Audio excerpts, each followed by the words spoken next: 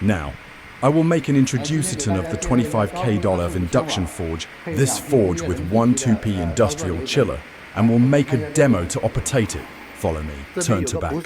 This port used to fill purified water. Total will need about 20 liters.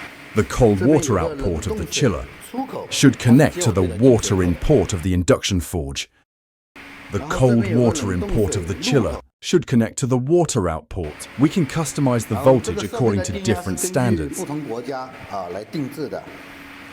The male switch is made by Schneider.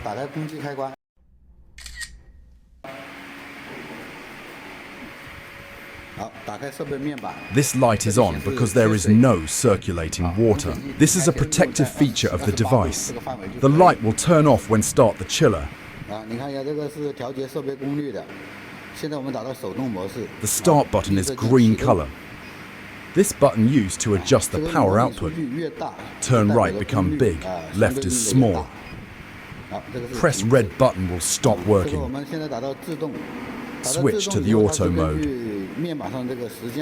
It will work automatically.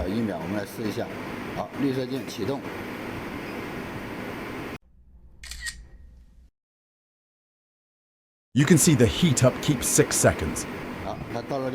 Enter the heat preservation state and enter cooling state in 5 seconds. Next we will make demonstration in manual mode. Connect the paddle to control the on-off.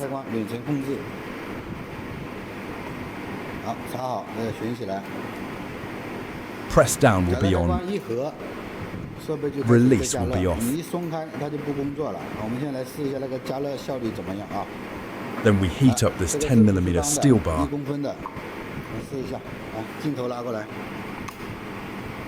It can become red very soon. Even the power not set to be maximal.